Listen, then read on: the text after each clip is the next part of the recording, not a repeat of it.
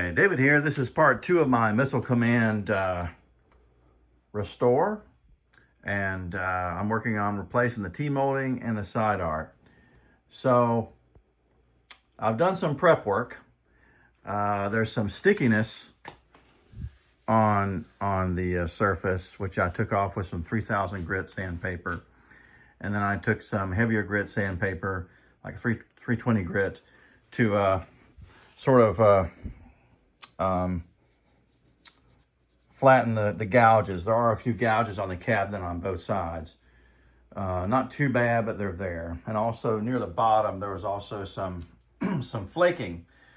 It's not too bad, but I sanded it off. But it's not really, it's not serious. On the corner here, I'm probably going to have to add a little more glazing putty to kind of form that in, but no need for Bondo. Nothing here is really serious enough for that. When you're removing the side art, the best thing to do is to just use a heat gun and your hands, and maybe a little bit of a flat edge to sort of help encourage it. Don't use chemicals, okay? You're going to kill yourself and make a huge mess using chemicals. It's crazy to do that. This side art will come off easy enough just with a heat gun and a straight edge.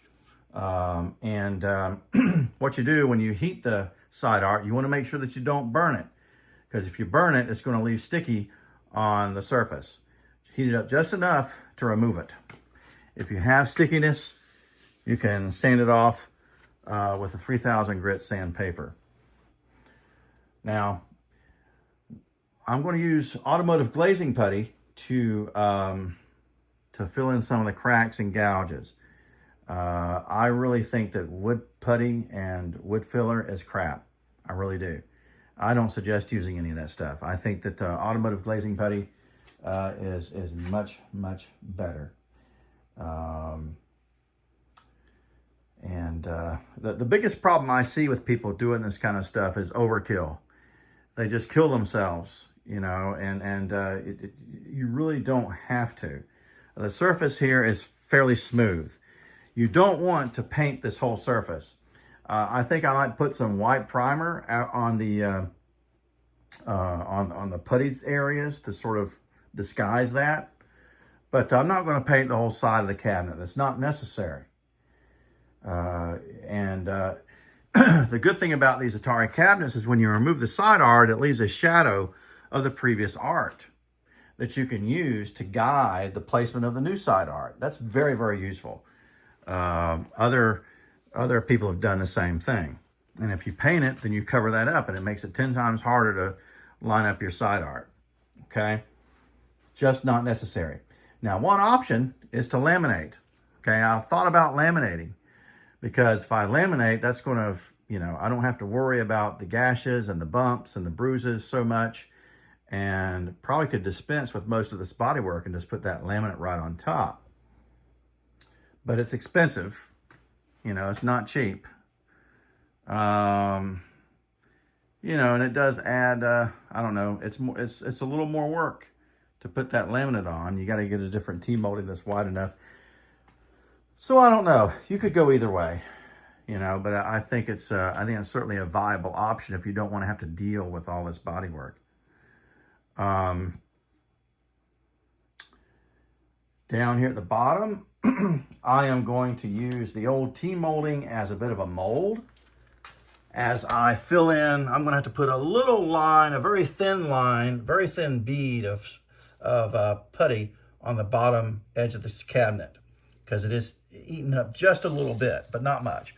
And then, of course, around the corner here, I'm using the old T-molding as a form for that. I went ahead and took some scissors and I cut off most of the center tang, because you don't want to put the T-molding back on, because, you know, it wears out the groove. So I just, you know, cut off most of that center tang. And then I'm going to put the T-molding back on. I'm going to tape it on there so it'll stay. And then I'm going to use it as a form when I put that glazing putty around the bottom edge and around that corner. And also over here on the other side, on the top here, there's a corner that's eaten up just a little bit. right? So I can use the T-molding to lay across there and use it as a form to kind of even that out. And there's, you know, a few other areas similarly that could be done that way. So I've marked all the spots that needed work. I've marked with the green tape. I've already kind of gotten the sticky off, and I've already prepped most of these spots. You probably can't tell it. But yeah, I've prepped most of them by just sanding them down to make them as smooth as I can. And then I'm going to go back and fill them. But you can see it's not in terrible shape, but yeah, there's some nicks and cuts and damage here that needs to be checked. Okay.